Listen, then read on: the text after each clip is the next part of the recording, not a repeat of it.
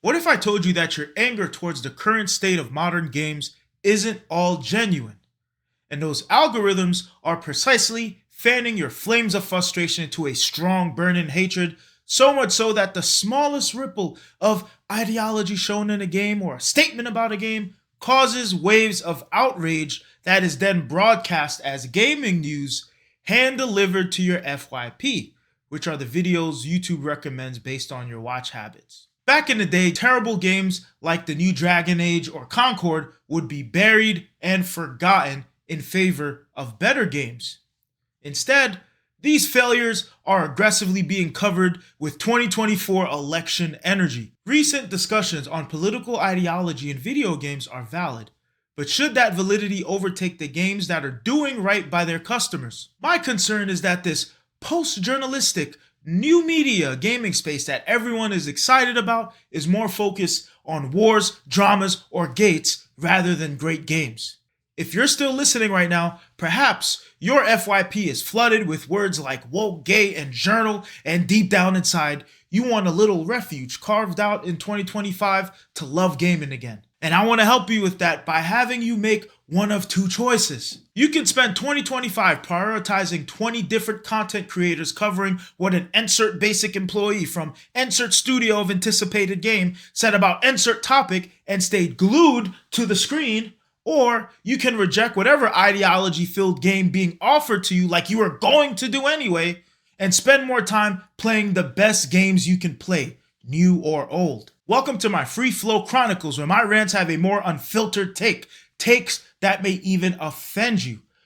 Only one way to find out, use my timestamp as needed. So, subscribe, unsubscribe, like, dislike. I'm getting my bars off either way. Valley B Gaming, Happy New Year's, motherfucker. 2024 was a year where bad games and the publishers who make them took most of the spotlights. Controversy, insider leaks, horrible game sales, hundreds of $1 million lost, studios shut down. How about this? Biased journalists defending Slop, then going back on their word just to get a glimmer of the credibility they once had. All this has happened in the last 6 months, rivaling your favorite TV show drama. I get it. It's great to watch it all unfold. But where does that leave the good video games being covered?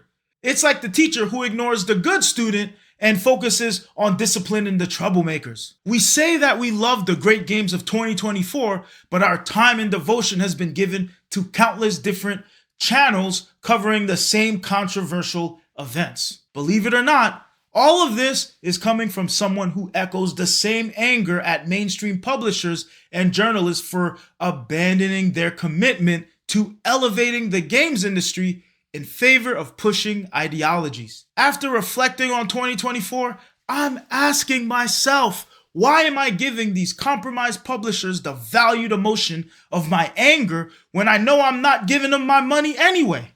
Instead, they deserve my indifference. Which is why I'm campaigning 2025 to be a year where good games get attention and bad games get little to no mention. Look, let me tone down a bit. Usa. Trying to get excited here. I'm not telling you to stop jumping for joy when sellout publishers and or journalists are crashing and burning, but why give them the front page every time? For example, why are we giving insignificant people the power to troll us as gamers? Intergalactic Homegirl said a 3-word response to the controversial trailer, and the internet gaming community danced like puppets, as if we are in fact mad, bro. We already said the character's fugly. We objectively disliked the trailer, so why are we, the same gamers who unanimously deemed Intergalactic as certified future trash, give our continued time, attention, and coverage to the supposed next Concord? Where's the Kingdom Come Deliverance 2 hype? Which I'm currently playing the first one, by the way. Where's the 10 best things to look forward to in the next anticipated game? And God knows there's a lot of them. Next, we have Dragon Age the Velguard that also had a lot of controversial coverage and statements said. However, it's a bit different, right? Because the game sucked. Not the controversy, the game, from the first time we saw the preview gameplay and dialogue to the time it came out, it was dog water. This game actually deserves scrutiny as an anticipated title from a big studio. Same goes with Concord, AC Shadows. We saw how bad the game looked. It does get a little interesting with Avowed, which I covered before. Matt Hansen's statement towards Elon Musk was foolish and puts the whole project in jeopardy, and this was said by a former Gears of War dev. The caveat is, the game's not out yet, and from what I saw, it kinda looks good. We don't know if it plays good. We don't know if it is good. However, Reddit, Twitter, YouTube is filled with headlines like, Avowed will flop. Avowed is officially bad. Come on. At this point, do we even look like a gaming community anymore? It'd be a month after Matt Hansen's statement and my go-to content creators talking about no one will ever going to get this game. I'm not buying it. Bruh, this is your 10th video on this. We know what you think. We know your analysis. I'm not going to lie. That's when I realized I was going a little bit too deep into this culture war stuff. For example, you have to remember when legitimate grifters made a lot of us look dumb weeks ago when they called Indiana Jones woke and agenda driven, only to find out that when it came out, it was a commercial success. And it's even being considered one of Xbox's best exclusives. That's coming to PlayStation in a few weeks, so we won't talk about that. 2 words for you: reserve judgment. Shout out to you if you had the mindset to say, I'll watch the reviews first. Ideally speaking, we make for a better gaming community if we give these publishers a little bit more of the silent treatment until the game comes out and bombs. Don't we already do a good job knowing if a game sucks before it comes out?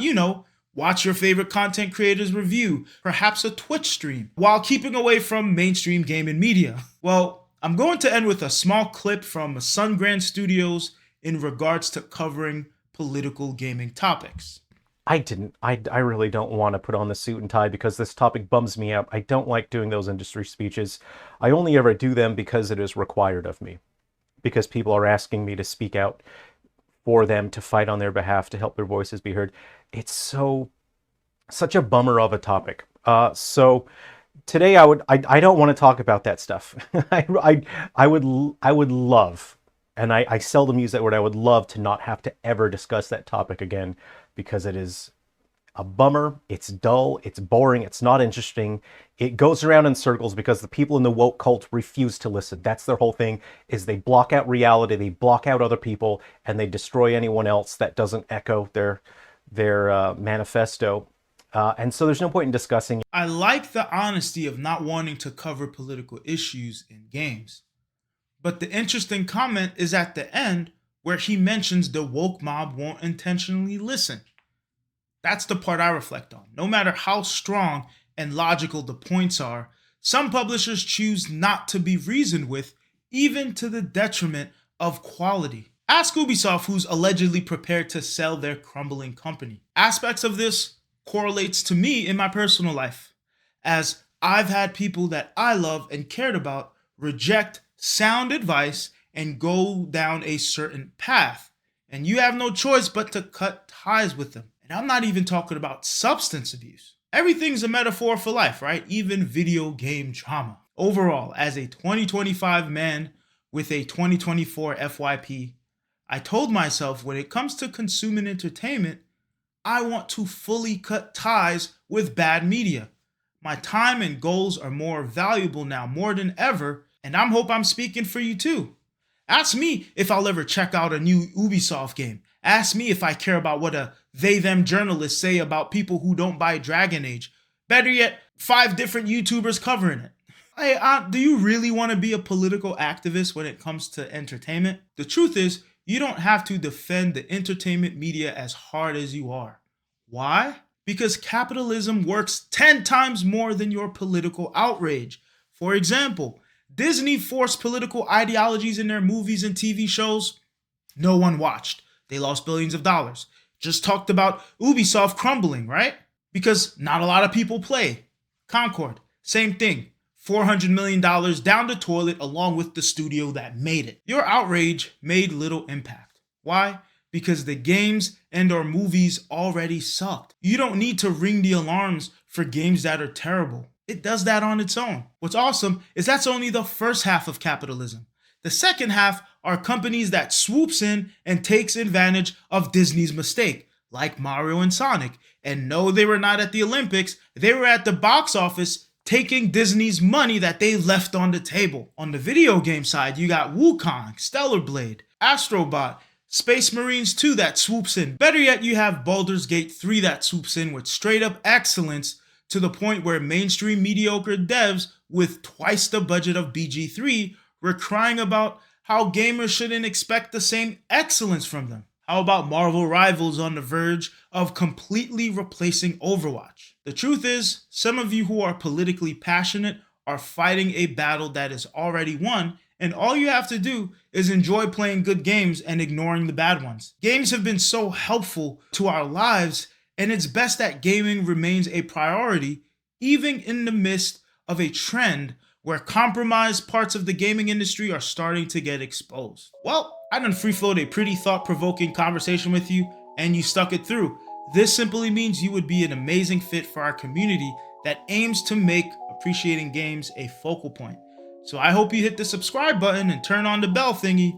Right now, I have 500 subscribers and growing, which I'm grateful for. Don't let me rant by myself. Join me in the comments below with any thoughts, comments, or questions. Your boy's pretty active, so thanks for watching and see you in the next video.